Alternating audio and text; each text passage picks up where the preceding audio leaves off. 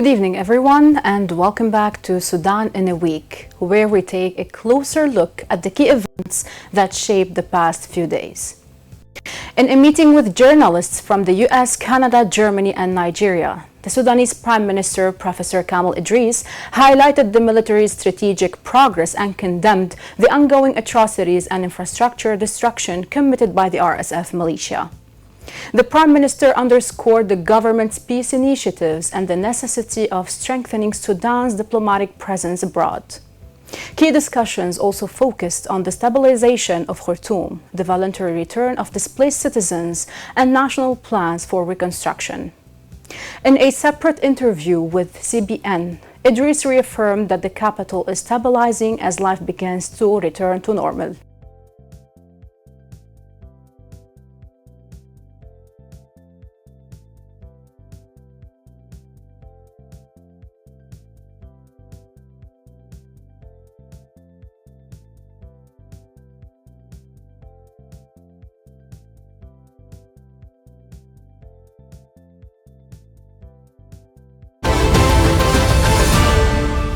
Sudan's deputy chairman of the Transitional Sovereign Council, Malik Agar, expressed the government's gratitude to international and national humanitarian organizations for their vital aid during the ongoing conflict. Speaking in Port Sudan, Agar emphasized the state's commitment to supporting these organizations while ensuring they respect Sudan's sovereignty and territorial integrity. However, he explicitly rejected the upcoming Berlin conference, stating that Sudanese solutions must come from within the people, free from external interference. Agar also highlighted that foreign meddling continues to obstruct aid delivery and noted that a resolution for the Abyei region is being coordinated between Presidents al-Burhan and Salva Kiir. On behalf of the Sudan government, the government of the Republic of Sudan, it is with deep appreciation and resolute sense of partnership and purpose that I address this distinguished gathering that organized by منظمة رابطة الشعوب. I congratulate them for organizing these Sudanese initiatives to recognize the United Nations International National NGOs for the work in Sudan, in cooperation with the humanitarian aid and the Ministry of Foreign Affairs. So thank you for that. Sudanese Foreign Minister Muhyiddin Salim received an African Union delegation led by Special Envoy Mohamed Belaj in Port Sudan. Ambassador Belaj announced that the AU is preparing to reopen its office in Khartoum as soon as possible. Minister Salim briefed the delegation on the government's successful relocation to the capital and the return of several UN agencies, confirming that Khartoum is stable with essential services restored. He further pledged the ministry's full support to facilitate the African Union's official return to the national capital.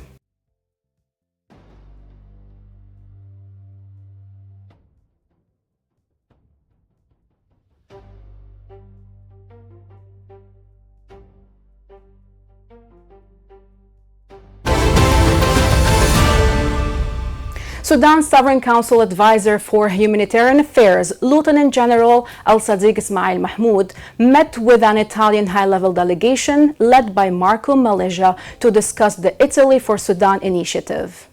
The meeting focused on Italy's emergency aid package and strategies to enhance humanitarian cooperation. General Ismail praised Italy's rapid response to the country's urgent needs, while the Italian delegation reaffirmed their commitment to delivering aid efficiently and strengthening joint mechanisms to support stability and alleviate suffering.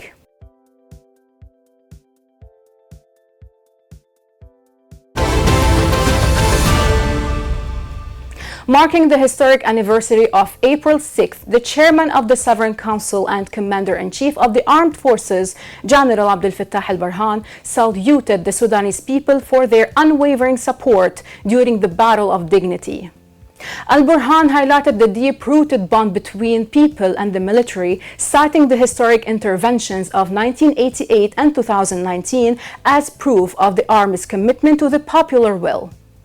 He reaffirmed that the military remains dedicated to completing the path toward a democratic transition, emphasizing that the Sudanese people alone hold the right to determine their future and choose their leaders. الشعب السوداني الأبي الكريم في أبريل من العام 1985 وقفنا في نفس هذا المكان، ووقف الشعب السوداني في نفس هذا المكان مسجلاً التحامه المعهود مع قواته المسلحة. تحية للشعب السوداني، تحية للقوات المسلحة، تحية لكل من ضحى بنفسه وماله وولده وجهده من أجل أن يعيش السودانيين، وتحيا الأمة السودانية في عزة وكرامة وكبرياء. تحية لكم شعبنا الأبي، وأنتم في كل حين وفي كل وقت تقدمون أنفسكم التحاما مع قواتكم المسلحة في نفس هذا المكان. كما ذكرت، أنا وقفت في هذا المكان عندما تجمع آلاف السودانيين أمام بوابة هذه القيادة، واستجابت لهم القيادة ووقفت معهم، والتاريخ عاد نفسه في أبريل من العام 2019 أيضا تجمع السودانيون أمام القيادة العامة واستجابت لهم قيادة القوات المسلحة. هذه الدائرة من التعاضد والتلاحم الشعبي مع القوات المسلحة تجلى أيضا في حرب الكرامة. State Minister for Social Development Dr. Sulaima Ishaq received a high-level African Union delegation in Port Sudan dedicated to advocating for Sudanese women. The three-day visit, initiated by the AU Special Envoy for Women, Peace and Security, aims to support UN Resolution 1325 and address the humanitarian needs of displaced women. Dr. Ishaq noted that the mission includes meeting with government officials and civil society to enhance women's political and economic participation, ensuring their voices and aspirations are central to Sudan's peace and security agenda. استقبلنا اليوم الوفد رفيع المستوى القادم لمناصرة النساء السودانيات، وهو وفد أصلا تم تكوينه بمبادرة من رئيس الاتحاد الأفريقي، مكتب الرئيس الاتحاد الأفريقي الخاص بالمرأة السلام والأمن، وفيه إرسال رسائل كبيرة جدا جدا لها علاقة بمناصرة النساء السودانيات ومناصرة السيادة الأساسية للقرار 1325 الخاص بالمرأة السلام والأمن. ونحن بنرحب بهذا الوفد ونرحب بالتضامن الكبير، خاصة وإن هذا التضامن له علاقة أيضا بأوضاع النساء السودانيات، ونرحب جدا بكل اللي بيجيوا الوفد، وحتى التوصيات اللي حتجي منهم. هم حيقضوا معانا في السودان حوالي 3 أيام. في برنامجهم عندهم لقاءات مع مسؤولين، وكذلك عندهم لقاءات مع النساء النازحات، وعندهم لقاءات مع نساء ممثلات من المجتمع المدني، من المنظمات، من الحكومة، لتلقي رسائل أساسية لها علاقة بوجود النساء في وتنفيذ أجندة المرأة السلام والأمن، خاصة فيما يخص مشاركة النساء ومشاركتهم السياسية العادلة والمنصفة، ومشاركتهم الاجتماعية والاقتصادية العادلة والمنصفة لتحقيق حقوق المرأة السودانية ولتحقيق رغبات وآمال وطموحات النساء السودانيات، خاصة وإنهم دفعوا كلفة الحرب. Chairman of the Sovereign Council and Commander-in-Chief of the Armed Forces, General Abdel Fattah al-Burhan, presided over the handover ceremony for the Chief of Staff between outgoing General Mohammed Osman al-Hussein and the newly appointed General Yasser al-Atta. Al-Burhan stated that their transition aims to revitalize military performance, praising the Army's resilience in the face of the ongoing rebellion. He emphasized that General al-Atta was selected for his field competence and leadership in breaking sieges, while also acknowledging the outgoing chief's pivotal role in recent victories. General al-Atta vowed to continue the battle of dignity until total victory is achieved, pledging to integrate supporting forces into a unified national army. For his part, the outgoing Chief General Hussein highlighted the military's success in securing vital sovereign sites and transitioning from defensive to offensive operations. أنا اليوم أسلم رئاسة الأركان من أخونا محمد عثمان الحسين إلى أخونا ياسر العطا.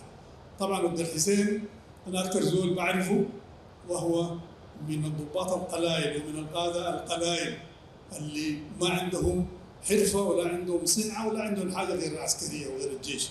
احنا بنحييه ونقول والله هو كان يمكن صمام أمان، ما للقيادة بس لكن القوات المسلحة كلها في صمودة داخل القيادة.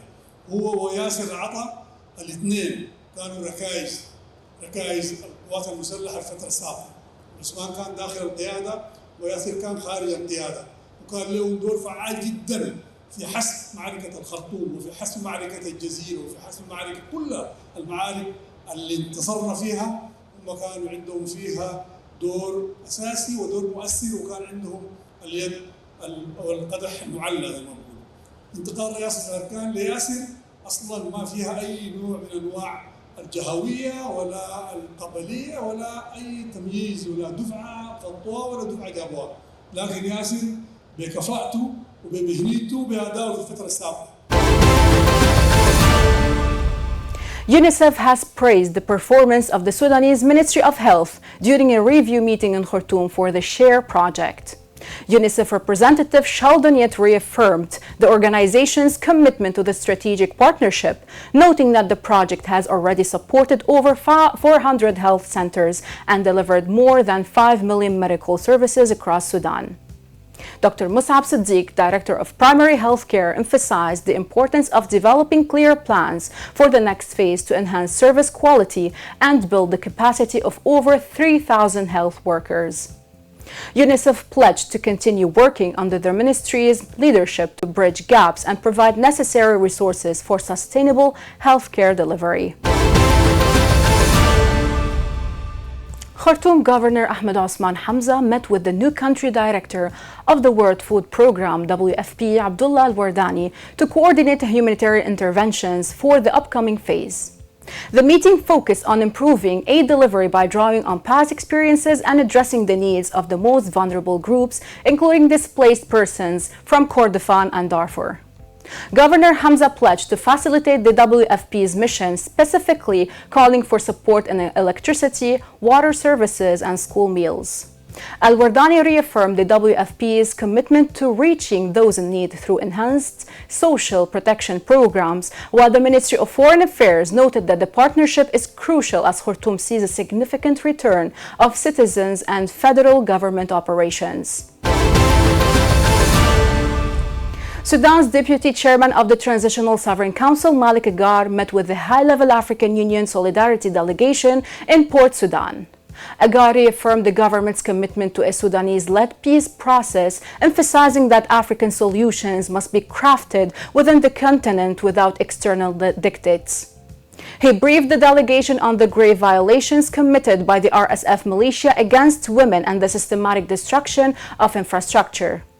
Agar underscored the necessity of restoring Sudan's position within the African Union and guaranteed the inclusion of Sudanese women in all future political processes.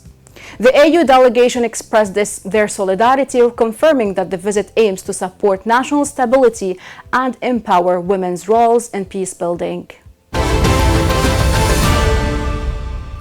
Sudanese Prime Minister Dr. Kamal Idris reaffirmed the government's of Hope's commitment to civilian protection during a meeting with a delegation from the Center for Civilians in Conflict, CIVIC, led by Deputy Director Omar Ahmed Abunza. The Prime Minister stated that protecting civilians is a cornerstone of the government's peace initiative, pledging full cooperation and the removal of obstacles for the organization's operations. The discussions followed the recent roundtable conference held in Khartoum and highlighted new memorandums of understanding signed with the Ministries of Social Welfare in Khartoum and Kassala states.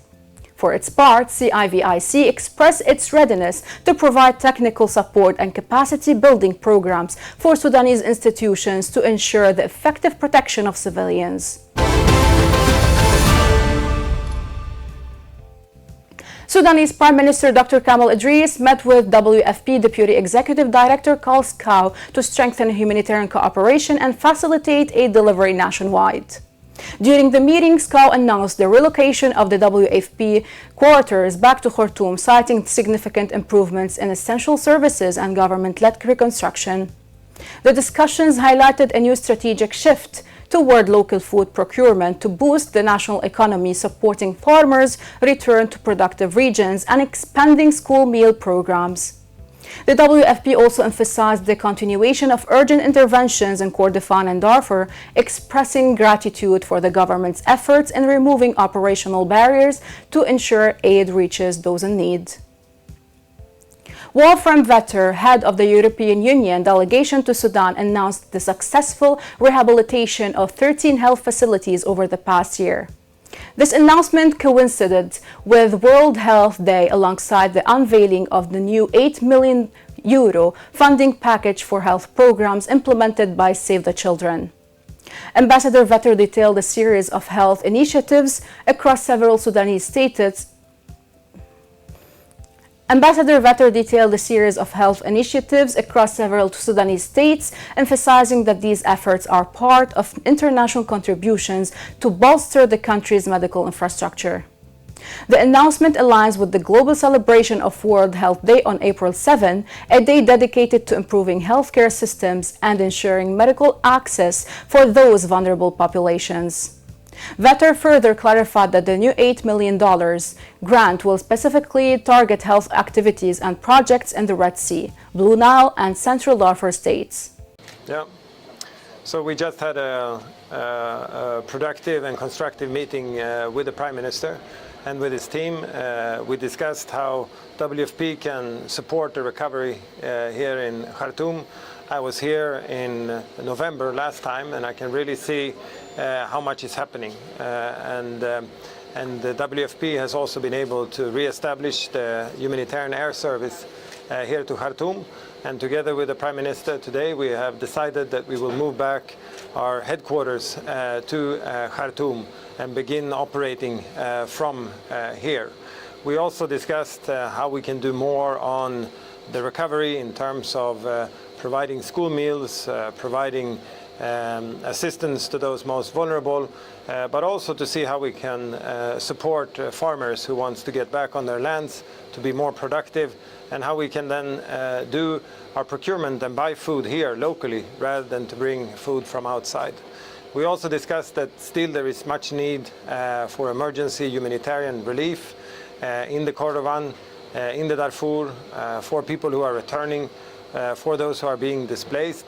And we discussed with the Prime Minister how that can be facilitated, and we appreciated his willingness to support us to expand access and reach, and so that we can assist all the Sudanese across the country who are in need. Sudan welcomed the announcement of a two-week ceasefire between the United States and Iran, viewing it as a positive gesture toward de-escalation and support for the diplomatic path to achieve peace and stability in the region. In a statement, the Sovereign Council said the government of Sudan welcomes President Donald Trump's announcement of a two-week suspension of military operations. It added this step represents a positive gesture toward calming tensions and supporting the diplomatic process in a way that ensures peace and stability in the area.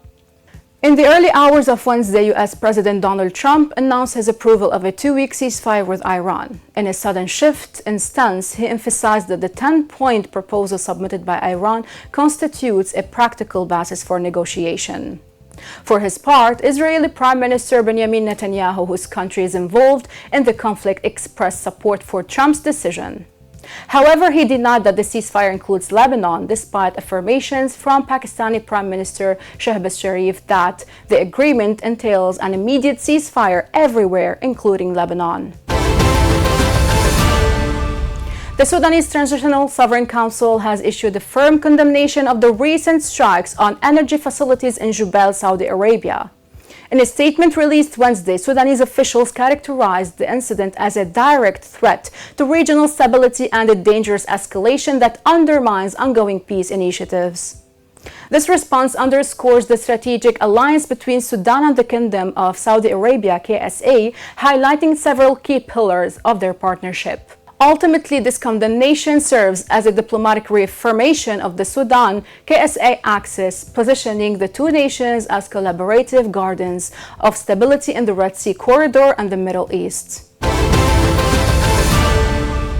The Sudanese Seaports Corporation discussed strategic investment opportunities with the Turkish company Argaz, focusing on the establishment of a strategic gas terminal, a floating berth, and specialized ship maintenance projects at Suakin and Al Khair ports. Following a meeting with Argaz Chairman Mohammed Dabbagh, SPC Director General Engineer Mohammed Jailani emphasized the importance of upcoming field visits and coordination with the Ministry of Petroleum to finalize these proposals. This initiative, which builds on previous discussions in Turkey, aims to attract specialized technical investments to bolster the national economy and modernize Sudan's maritime infrastructure amidst the ongoing war. Sudanese Foreign Minister Ambassador Muhyiddin Salem met with a high-level African Union AU delegation led by the Special Envoy to Sudan, Ambassador Mohamed Belashi, to coordinate the swift reopening of the AU office in Khartoum. Ambassador Belashi noted that the visit serves as a field assessment to facilitate the full restoration of the Union's diplomatic and humanitarian activities from its permanent headquarters. Minister Salem welcomed the move, affirming that security and essential services in the capital are stable and ready to host international missions. He further pledged comprehensive logistical support to ensure the AU resumes its pivotal role in supporting national stability amidst the ongoing war. That's all for this week. Stay informed, stay aware, and we'll see you next week on Sudan in a Week.